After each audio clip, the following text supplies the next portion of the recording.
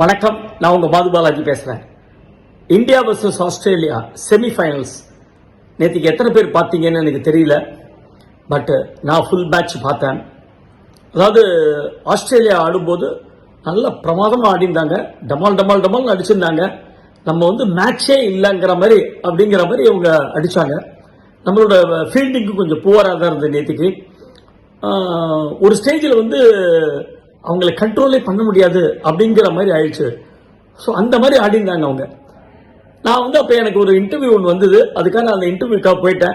சரி, இன்னும் இதை பார்த்தா ரொம்ப டிப்ரெசிங்காக இருக்கும், வேண்டாம் அப்படின்னு சொல்லிட்டு நான் போயிட்டேன். Then I came back. Australia innings முடிஞ்சவொன்னே பார்த்தா 339. அடேங்கப்பா, எவ்வளோ டால் ஸ்கோர்! இது நம்மளால் அடிக்க முடியுமா? சத்தியமாக முடியாது அப்படின்னு தான் என் மனசுக்குள்ள ஒரு எண்ணம். காரணம் என்னன்னா, நமக்குலாம் அது மென்ஸ் கிரிக்கெட்டாக இருந்தாலும் விமென்ஸ் கிரிக்கெட்டாக இருந்தாலும் இந்தியா ஜெயிக்கணும் அப்படிங்கிறது நமக்கு ஒரு ஆணித்தரமான ஒரு வெறி ஒன்று உண்டு. அதுல ஆப்பனண்ட் ஒரு நல்ல ஸ்கோர் அடிச்சிட்டான்னா, நம்மளால முடியுமே, அவன் 339 வச்சா நம்ம 340 அடிக்க முடியாதா அப்படின்ற எண்ணம் வராது. ஆனா நமக்குள்ள ஒரு சின்ன தாழ்வு மனப்பாங்க, நம்மளாம் எங்க அவ்வளவு அடிக்க போறோம். அது டிப்பிக்கல் இந்த இந்தியன் ஆட்டிடியூட் அப்படிங்கிற மாதிரி தான் நானும் நினைச்சேன். சரி, இது சத்தியமா ஊத்திக்கு போறது, ஏதோ ஒரு நல்ல மேட்சை பார்ப்போம் அப்படின்னு சொல்லிட்டு யாரும் அதை எப்படி எப்படி ஆடுறாங்க பார்க்கலாம் அப்படின்னு சொல்லிட்டு நான் ஒரு கணக்கு போட்டு அங்கே உட்காண்டேன். ஃபர்ஸ்ட் ஓப்பனிங் எடுத்த உடனே ஷஃபாலி அண்ட் ஸ்மிருதி மந்தனா வந்தாங்க. ஷஃபாலி நல்ல ஸ்டார்ட், குட் ஸ்டார்ட் கொடுத்தாங்க. Smriti Mandhana she played well, ரொம்ப நல்ல கிரிப் இருந்தது, நல்லா ஆடிட்டு இருந்தாங்க. சடனாக பார்த்தா ஷஃபாலி அவுட் ஆயிட்டாங்க. And Smriti and then came first one டவுன்ல ஜெமிமா ரோட்ரிக்ஸ் வந்தாங்க. இந்த இடத்துல ஒன்னே சொல்ல வரேன். அதாவது ஜெமிமா ரோட்ரிக்ஸ் ஒரு 7 நாள் 8 நாளா நான் அவங்களோட அதர் சைடை நான் பார்த்துட்டு வரேன். ஃப்ரம் யூடியூப் அண்ட் ஃபேஸ்புக்கு, அந்த ட்விட்டர், இன்ஸ்டாகிராம், அதெல்லாம் அந்த ஷோ ரீல் போடுறதெல்லாம் அடேங்கப்பா, என்ன குதூகலம், என்ன ஒரு ஆட்டம், எவ்வளோ ஒரு நகைச்சுவை, எவ்வளோ ஒரு கலாட்டா அலப்பற. அதாவது டோட்டலி ஒரு பெரிய ஒரு கலர்ஃபுல் பர்சனாலிட்டி இந்த டீம். அவங்க எல்லாரையும் அவ்வளோ பிரமாதமான சந்தோஷமான ஒரு மனநிலையில அவங்க வச்சுட்டு இருக்காங்கிறது அதை பார்க்கும்போது தெரிஞ்சுது. ஸோ ட்ரெஸ்ஸிங் ரூம் எவ்வளோ சந்தோஷமா இருக்கு இவங்க இருந்தா அப்படிங்கிற மாதிரி எனக்கு தெரியுது. பட் இந்த பொண்ணு எப்படி ஆட போகுது, பெருசா ஆடுவா எனக்கு பெருசா தெரியாது, நான் ரொம்ப பார்த்தது இல்லை. இதுக்கு முன்னாடி ஒரு கேம் அடிச்சிருக்காங்க, அது கூட நான் மிஸ் பண்ணிட்டேன், அன்னைக்கு நான் பார்க்கல. ஸோ பெருசா தெரியாது. She was dropped and then came back. அதெல்லாம் அந்த மாதிரி சின்ன விஷயங்கள்லாம் எனக்கு தெரியும். So she came. அவங்க ஆட வரும்போது பார்த்தா அவங்க சிங்கிள்ஸ் நிறைய சிங்கிள்ஸ் எடுத்துட்டே இருந்தாங்க. ஒரு ஸ்டேஜில் ஸ்மிருதி அன்எக்ஸ்பெக்டடா அவுட் ஆயிட்டாங்க. அவங்களுக்கே தெரியல, பாவம், அந்த பேட்ல பட்டது நிக் தெரியல. பட் ஆஸ்திரேலியன் கேப்டன் அதை திருப்பியும் இது கேட்டவுடனே பாவம் ஷி வாஸ் அவுட். அவங்க ரொம்ப அன்பிலீவபிளா அப்படியே உள்ள போனாங்க. ஐயோ இப்படி ஆயிடுச்சு அப்படின்ட்டு. எனக்கு அப்போ டோட்டலி எனக்கு மூட் அவுட். சரி, அவ்வளவுதான், இனிமேல் ஏதோ ஓரளவு டீசன்ட் ஸ்கோர் நம்ம எடுத்து தோப்போம் அப்படின்னு நினைச்சேன். அதுவும் கிடையாது, கோவிந்தா தான் அப்படின்னு நான் நினைச்சேன். இது எனக்கு ஆக்சுவலாக பார்க்கும்போது 1983 வேர்ல்ட் கப் தான் எனக்கு ஞாபகம் வந்தது. 1983 வேர்ல்ட் கப் போது ரொம்ப பேர் விட்டு டிவி கிடையாது, கவரேஜ் கிடையாது. ஸோ ரேடியோ கமெண்ட்ரி தான் கேட்கணும். அன்னைக்குன்னு பார்த்து நிறைய பவர் கட் வேற இருந்தது. எல்லாரும் ரோட்ல நின்று கமெண்ட்ரி கேட்டிருந்தோம். டெஃபினட்டா நம்ம தோக்க போறோம் அப்படிங்கிறது நமக்கு முன்னாடி தெரிஞ்சது. இதுல சான்ஸே இல்லை. வெஸ்ட் இண்டீஸ்க்கு எதிராக அது இவ்வளோ மீகர் ஸ்கோர்ல நம்ம எப்படி ஜெயிக்க முடியும் வேர்ல்ட் கப் அப்படின்னு. அதுவும் விவியன் ரிச்சர்ட்ஸ் அவுட் ஆகிற வரைக்கும் அந்த கான்பிடன்ஸே இல்லை யாருக்குமே. அந்த brilliant catch Kapil Dev Vivian Richards பிடிச்சதுக்கு அப்புறம் சின்னதா துளிர் விட ஆரம்பிச்சது. ஒருவேளை நம்ம ஜெயிப்போமோ, ஜெயிக்கிறதுக்கு வாய்ப்பு இருக்கோ அப்படிங்கிற மாதிரி இருந்தது. அதுக்கப்புறம் ஸ்லோலி நடந்ததெல்லாம் ஹிஸ்டரி. இந்தியா வின் பண்ணிட்டு அந்த பால்கனியில சீக்கா நின்று எல்லாரோடையும் சந்தோஷமா அந்த கப்பை வாங்கும்போது, கபில் தேவ் எல்லாரோடையும் வாங்கும்போது ரொம்ப ஹாப்பியா இருந்தது. ஆஹா அப்படின்னு நமக்கு சந்தோஷமா இருந்தது. அந்த மாதிரி ஜெமிமா ரோட்ரிக்ஸ் முதல்ல ஆடும்போது அவங்க சிங்கிள்ஸ் அது இதுன்னு எடுத்துட்டே இருந்தாங்க. இவங்களும் இவ அவுட் ஆயிட்டா, ஸ்மிருதி அவுட் ஆயிட்டா. Then came Kaur. அவங்களும் ஆடிட்டாங்க. கவுர் ஆரம்பத்தில் கொஞ்சம் ஷேக்கியா தான் இருந்தாங்க. ஷேக்கின்னு சொல்ல மாட்டாங்க, கொஞ்சம் டென்ஸ்டா இருந்தாங்க. பிகாஸ் ஸ்மிருதி அவுட், இனிமேல் என்ன பண்ண போறோம், என்டையர் டீம் தன்னோட தலையில விழுந்துருத்து. So we have to win, எப்படியாவது வின் பண்ண அப்படிங்கிற அந்த ஒரு ஆதங்கம் அவங்க முகத்தில் தெரிஞ்சது. பட் ரொம்ப காமா விளையாடினாங்க கவுர். இவங்க பியூட்டிஃபுல்லா ரொட்டேட் பண்ணிட்டே வந்தாங்க ஜெமிமா ரோட்ரிக்ஸ். ஸோ அது ரொம்ப இன்ட்ரெஸ்டிங்கா இருந்தது பார்க்கறதுக்கு. இன்ஃபேக்ட் ஷீ வெண்ட், இவங்க 70 போகும்போது அவங்க 40 50 தான் இருந்தாங்க கவுர். அதுக்கப்புறம் 50 கம்ப்ளீட் பண்ணப்பறம் ரொம்ப ஃபாஸ்டா ஷீ கேம். அப்படியே ஒரு மரணடி அடிச்சாங்க, அப்படியே ஒரு புயல் மாதிரி அடிச்சாங்க. ரெண்டு பேரும் ஆல்மோஸ்ட் ஈக்குவல் ஸ்கோர் வந்ததுக்கு அப்புறம் ஒரு தப்பான டிசிஷன்ல கவுர் அவுட் ஆயிட்டாங்க. I never expected. நான் எதிர்பார்த்தது இன்னைக்கு கவுர் வந்து கண்டிப்பா செஞ்சுரி அடிக்க போறாங்க. நம்ம தோத்தாலும், மறுபடியும் சொல்றேன், அப்ப கூட நான் ஜெயிப்பேன்னு நினைக்கல. நம்ம தோத்தாலும் கண்டிப்பா கவுர் வந்து ஒரு செஞ்சுரி அடிச்சுட்டு தான் போவாங்க அப்படின்னு நான் எதிர்பார்த்திருந்தேன். பட் அவங்க அவுட் ஆயிட்டாங்க. அவங்க அவுட் ஆயிட்டப்பறம் ஒரு சின்னதா ஒரு லேக் ஒன்று இருந்தது கேம்ல. ஐயோ ஜெமிமாலால எடுத்துட்டு போக முடியுமா கடைசி வரைக்கும்? ஏன்னா புதுசா வரவங்க கண்டிப்பா அதுல மேனேஜ் பண்றது ரொம்ப கஷ்டம்.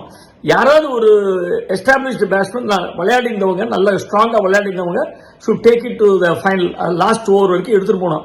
அது இவங்களால முடியுமா அப்படின்னு எனக்கு ஒரு சின்ன டவுட் இருந்தது. பட் அந்த டவுட் வந்து அவங்க செஞ்சுரி அடிச்சப்புறம் எனக்கு வந்து கிளியர் ஆயிட்டு. செஞ்சுரி அடிச்சுட்டு இவ்வளோ கலாட்டா பண்ற ஒரு பொண்ணு, இவ்வளோ அலப்பறை பண்ற ஒரு பொண்ணு அந்த செஞ்சுரி அடிச்ச உடனே கொஞ்சம் கூட அந்த இடத்துல வந்து செலிப்ரேஷன் கொடுக்கவே இல்லை.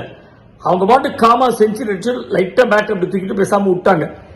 இன்ஃபேக்ட் ஆப்போனன்ட் இருக்கிற பிளேயர் கூட ஷீ செலிப்ரேட்டட், பட் இவங்க செலிப்ரேட் பண்ணவே இல்லை. நான் அப்ப எனக்கு ஒரு சின்ன கான்பிடன்ஸ் வந்து, ஐயோ ஒருவேளை இந்த பொண்ணு கடைசி வரைக்கும் எடுத்துட்டு போதோ, கடைசி வரைக்கும் நின்று ஃபைட் பண்ண போறதோ அப்படிங்கிற ஒரு சின்ன நம்பிக்கை கிடைச்சது. உட்காந்துட்டேன் ஸ்திரமா, விடக்கூடாதுடா இன்னைக்கு எப்படியாவது பாத்துருது இந்த மேட்ச அப்படின்ட்டு. அந்த அதுக்கப்புறம் ஸ்லோலி கொஞ்சம் கொஞ்சமா இன்னிங்ஸை பில்டப் பண்ணி அந்த விக்கெட் கீப்பர் அவுட் ஆறாங்க. அதுக்கப்புறம் ஒரு பேட்ஸ்மேன் வராங்க, அவங்களோட சேர்ந்து இவங்க விளையாடுறாங்க. ஸ்லோலி பில்டப் பண்ணி அந்த கடைசி ஓவர் வரைக்கும் வந்துட்டாங்க, அந்த வின்னிங் இது வரைக்கும். அடேங்க அப்பா, என்ன ஒரு இன்னிங்ஸ்! அத்தனோண்டு உடம்புக்குள்ள தெய்வம் வந்து எவ்வளவு ஒரு கட்ஸ் கொடுத்துருக்கு, எவ்வளவு ஒரு எமோஷன்ஸ் கொடுத்துருக்கு. அட்டேங்கப்பா, அந்த ஃபைனல் அந்த விக்டரி முடிஞ்ச உடனே அவங்க அழுக இருக்க, நிஜமாவே பார்க்கறவங்க எல்லாருக்கும் டியர்ஸ். ஐ ஜஸ்ட் வெப்ட் அங்க பார்த்தோன்னே. ஏதோ நம்ம வீட்டு பொண்ணு அங்க நின்று ஸ்ட்ரகிள் பண்ற மாதிரி நமக்கு ஒரு ஃபீலிங் கிடைச்சது. எப்பேற்பட்ட அபாரமான கேம். இன்ஃபேக்ட் மேட்ச் முடிஞ்சு ஒரு 15 நிமிஷம் 20 நிமிஷம் கண்டினியூஸ்லி கிரைங். கவுர் அழறாங்க, ஆச்சரியமா இருந்தது. அதாவது மென்ஸ் கிரிக்கெட்டுக்கும் விமென்ஸ் கிரிக்கெட்டுக்கும் ஒரு டிஃபரன்ஸ் பாருங்க. என்ன கட்ஸ், என்ன தைரியம், எவ்வளவு ஸ்ட்ராங், எக்ஸசைஸ் பண்ண உடம்பு எல்லாம் இருந்தாலும் அந்த மனசு வந்து எவ்வளவு இலகின மனசுங்கிறது அங்க காட்டுறது. சட்டுன்னு எல்லாருமே அழுதுறாங்க. தே பிகேம் எமோஷனல் எல்லாரும். அந்த கடைசி ஓவர், வின்னிங் ஓவர் வந்த உடனே எல்லாருமே எமோஷனல் ஆயிட்டாங்க. ஓன்னு அப்படியே அந்த பொண்ணு அழுது அங்க அப்பா அம்மாவை பாக்குறது, தன்னோட மென்டார் அங்க பாக்குறது, கோச்சை பார்த்து அழுகிறது, எல்லாரையும் பார்த்து நமஸ்காரம் பண்ணது. அடேங்கப்பா, அந்த எஃபெக்ட் வந்து எத்தனை வேர்ல்ட் கப் வந்தாலும் இனிமேல் நம்மளால மறக்க முடியாது. எப்படி 1983 நம்மளால மறக்கவே முடியாதோ, இன்னும் எத்தனை வேர்ல்ட் கப் போனாலும் 1983 மறக்க முடியாது. அந்த மாதிரி இந்த ஜெமிமா ரோட்ரிக்ஸ் அடிச்சு இந்த செமிஃபைனல் வின் பண்ணது, இது கடைசி வரைக்கும் நம்மளால மறக்கவே முடியாது. எத்தனை வருஷம் ஆனாலும் மறக்க முடியாது. 1 hour கழிச்சு அந்த போஸ்ட் பிரசன்டேஷன் பார்ட்டியில கூட ஷி வாஸ் கிரைங். அதுக்கப்புறம் பத்திரிகை பேட்டியில கூட அவங்க அழறாங்க. அப்படின்னா அந்த எமோஷன்ஸ் எவ்வளவு அடக்கி வச்சிருப்பாங்க. தன்னை டிராப் பண்ணி திருப்பி தான் உள்ள வந்து தான் அடிச்சு, அதுவும் ஆஸ்திரேலியாவுக்கு எதிர செமிஃபைனல்ஸ் வின் பண்ணி ஃபைனல்ஸுக்கு போறோம்னா அந்த பொண்ணுக்கு எப்படி இருந்திருக்கும் அந்த எமோஷன்ஸ். அந்த இந்தியன் பிளாகுக்கு அவங்க கொடுத்த ரெஸ்பெக்ட், அந்த கோடான கோடி இந்தியன்ஸ் பின்னாடி இருக்கிறது, அவங்களோட அபிமானத்துக்கு தகுந்த மாதிரி நடந்துட்டது, அதெல்லாம் தான் அந்த ஆனந்த கண்ணீருக்கு உதாரணம். இப்ப அடுத்தது ஃபைனல்ஸ் போறோம் with south Africa on November 2. கண்டிப்பா இப்போ தாழ்வு மனப்பாவனே கிடையாது. நம்ம ஜெயிப்போங்கிற நம்பிக்கை எனக்கு இருக்கு. சத்தியமா ஜெயிப்போம் அப்படிங்கிற ஒரு நம்பிக்கை இருக்கு. We will all support Indian women's team. அதாவது 15-20 வருஷத்துக்கு முன்னாடி இந்தியன் மென்ஸ் டீம் வந்து இவ்வளோ டாப்பா இருக்கும்போது விமன் எல்லாம் வந்து இதெல்லாம் எங்கேயே எடுபட போறது, அவங்களால இந்த மாதிரி அடிக்க முடியுமா, அவங்களால இப்படி ஃபீல் பண்ண முடியுமா, ஓட முடியுமா, ஸ்டாமினா இருக்குமா, அந்த மாதிரிலாம் நினைச்சோம். எப்பேற்பட்ட ஸ்டாமினா உங்களுக்கு! நேற்று ஜெமிமா ரோட்ரிக்ஸ் தான் அதுக்கு ஒரு உதாரணம். ஸ்டாமினாக்கு ஒரு உதாரணம் அவங்க தான். கடைசி ஓவர்ல அவங்களால ஆடவே முடியல பாவம். அவ்வளோ அப்படியே உட்காந்துட்டாங்க அந்த பேட்டோட அப்படியே உட்காந்து. பட் இருந்தாலும் ஒரு வெறி, இந்தியாவுக்கு நம்ம ப்ரூவ் பண்ணி காமிக்கணும், இந்திய ஜனங்களை நாம ஏமாற்றக்கூடாது, அந்த பிளாகுக்கு ஒரு மரியாதை கொடுக்கணும் அப்படின்னு சொல்லிட்டு அவங்க ஆடினாங்க. கடைசியில் பிரசன்டேஷன் பார்த்து முடிஞ்சவனு கூட ரொம்ப அழகா சொன்னேன், இதெல்லாம் நான் கடவுளுக்கு சமர்ப்பிக்கிறேன். ஏஆர் ரஹ்மான் சொன்ன மாதிரி எல்லா புகழும் இறைவனுக்கே அப்படின்னு சொல்ற மாதிரி எல்லாமே கடவுள் ஜீசஸுக்கு போய் சேரட்டும் அப்படின்னு சொல்லி சொன்னாங்க. எவ்வளவு சந்தோஷமா இருந்தது. அந்த இறையாண்மை அப்படிங்கிறது ஒன்று இருந்ததுன்னா, கடவுள் பக்தின்னு ஒன்று இருந்ததுன்னா, எப்பேற்பட்ட விஷயத்தையும் நாம ஜெயிச்சுன்னு வரலாம். அப்படிங்கிறதுக்கு இவங்க ஒரு உதாரணம். கண்டிப்பா ஃபைனல்ஸ் நாம ஜெயிக்க போறோம். நாம எல்லாம் இருந்து இந்த விமென்ஸ் டீமை சப்போர்ட் பண்ணுவோம். ஜெமிமா, உங்களுக்கு நான் வரது குட்டி மாதிரி சொல்றேன், மைக்கேல் காமராஜர் வரது குட்டி மாதிரி சொல்றேன். ஜெமிமா, என்ஜாய்மா, என் ஜமாய்மா. Thank you very much.